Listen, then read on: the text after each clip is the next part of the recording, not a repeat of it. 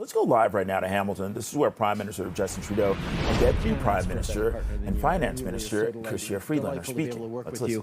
For the betterment not just of Hamilton, but for an impact right across the country. Thank you to Mohawk College here in Hamilton for your welcome. Thank you to all the amazing students who came out and small business people and youngsters and entrepreneurs, people who are demonstrating every day that they're there to work incredibly hard to build a stronger future. And as Philomena pointed out, there's a challenge right now where young people need more support. But it's not anything that young people are doing wrong. On the contrary, they're doing everything right. They're working hard, harder than just about any previous generation, with more side hustles, more extra opportunities. They're trying to figure things out, navigate things through. But the system has changed. The exact same amount of work, the exact same good contributions made a generation before, by generation before of young people, would result in them being able to own a home. These young people, no matter how much they work, no matter how hard they set aside, it just doesn't seem possible. And that's what this budget is focused on turning around, changing the system so that we can actually give to these young people who are key to the success of our country, of our economy, and of our future, the same kind of hope that their hard work will be rewarded. So we're here to talk about what we're doing to make housing more accessible and more affordable right here in the GTHA and right across the country. 2 weeks ago, we released a budget that will make the economy fairer for every generation, especially for millennials and Gen Z. And making the economy fairer for everyone starts by making sure people can afford a home.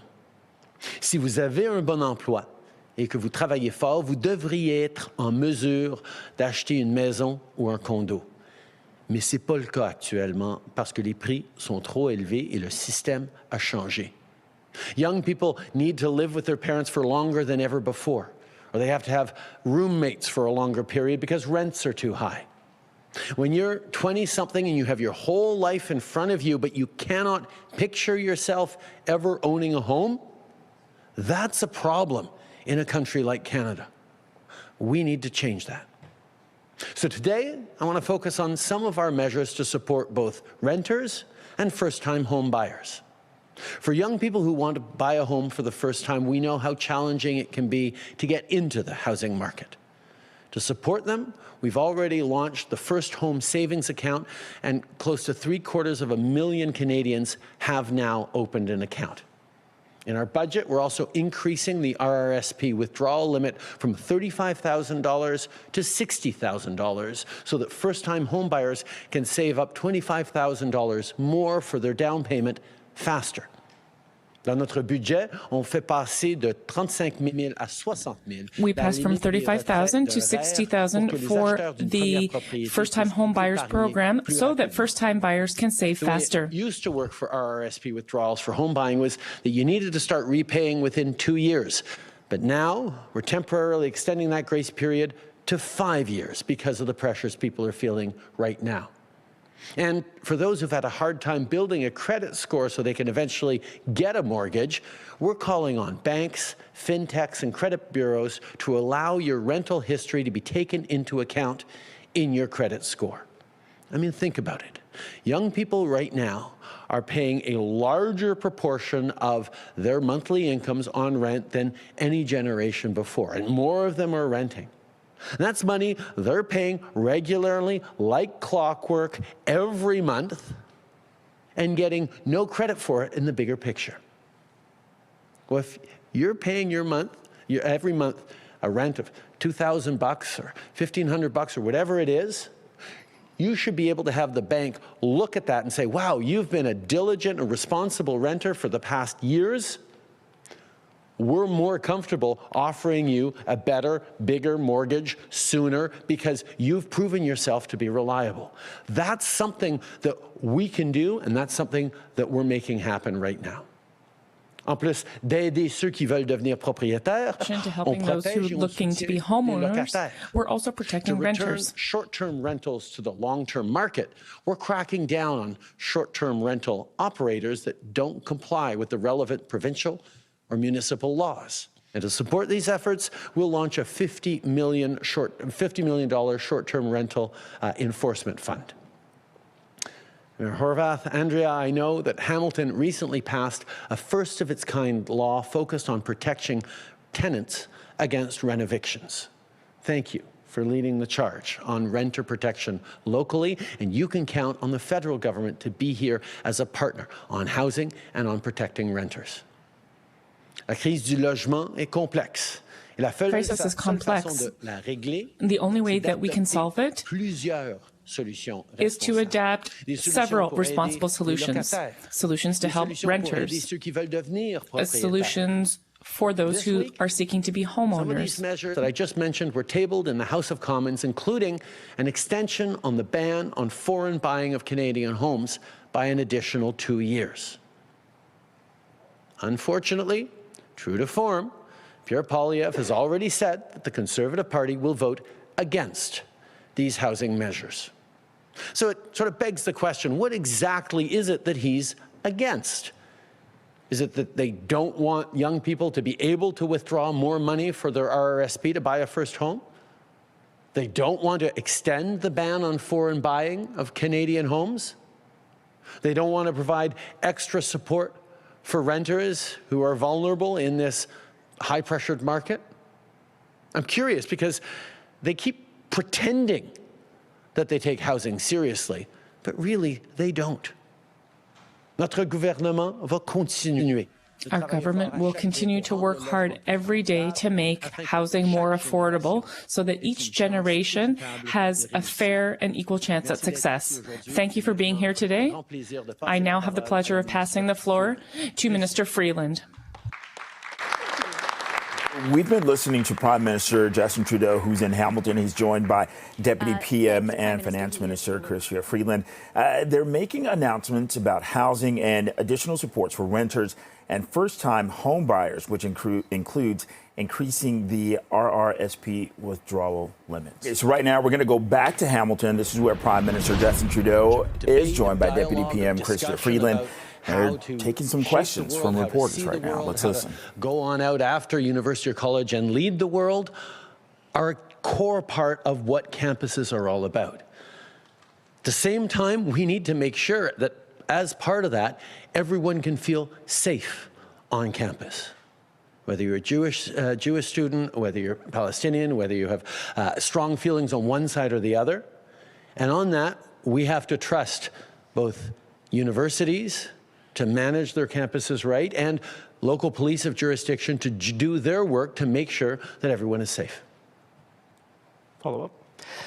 So I take it, do you just think the police should decide whether they should be removed or not? Are you concerned about violence, as we've seen in the United States, a conflict between different sides? It sounds like you don't really want to weigh in one way or another about whether they should stay. Well, I have been weighing in on this issue of the angst and the anguish, the anger, the fear that Canadians have been feeling for months and months and months since the October 7th attacks that have led to feelings of deep uncertainty in the Jewish community around the rise of anti-Semitism, but also deep, deep concerns amongst the Muslim communities around the humanitarian catastrophe that's going on in Gaza right now, and the rise in Islamophobia.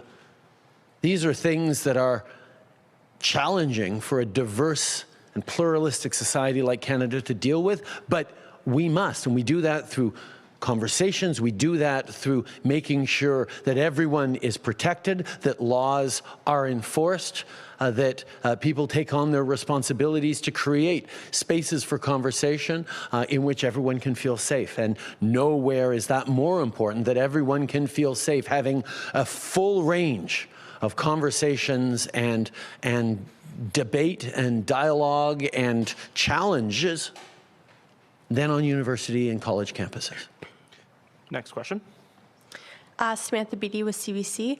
And can I get the answers in both French and English, please? The Premier of Ontario is against the decriminalization of drugs in his province. Given that, is there any way that the City of Toronto's application for exemption will be approved? The City of Toronto has no active application right now, so there's nothing to consider.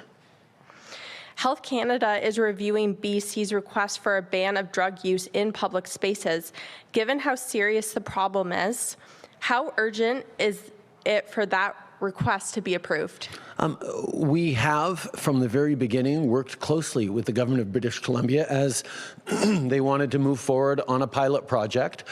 We've continue to work with them as they are asking to modify that pilot project. We will do so in alignment with them and work with them on making sure that it's done right. This is a serious crisis faced by communities and individuals right across this country. We're always going to be there to work in responsible, fact-based, compassion-grounded ways on this public health crisis as a public health crisis in ways that are right for every jurisdiction and led by every jurisdiction.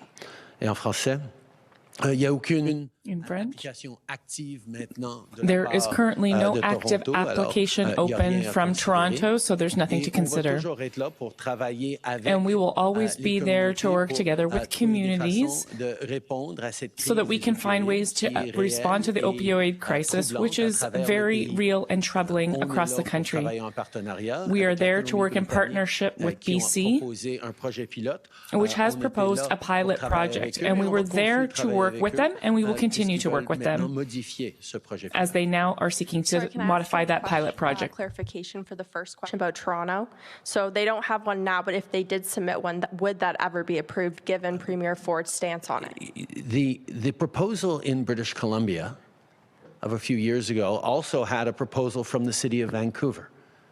And we knew that for any sort of pilot project to go forward, the wraparound supports, the health, the public safety implications required that we couldn't just deal with the Vancouver application. We needed to work with the province on that, and that's exactly what we did. As we move forward, we need to work with all partners, including provinces, on any proposals. But like I said, there's nothing to consider right now in the case of Toronto. Next question. Good morning, Mr. Prime Minister. Ken Mann from CHML Global News Radio. I just wanted to get your thoughts on a local affordable housing project, the Jamesville project that's currently delayed by a CN Rail appeal, and what your government might be able to do in these types of circumstances to kind of move things along.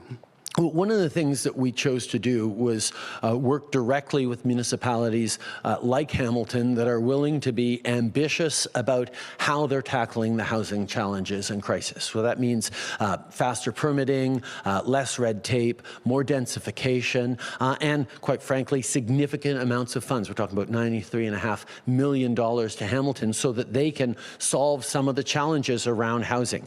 On specific challenges, I think I'll Okay, so we've been listening live to Prime Minister Justin Trudeau, who was joined by Deputy PM Chrystia Freeland in Hamilton for what started off as a housing announcement. We've just heard from the Q&A section with reporters. This is where the Prime Minister was asked about encampments that are happening at universities, and he said, trust universities and local police. And he also talked about Toronto's decriminalization of drugs, or the lack thereof, their application to do so.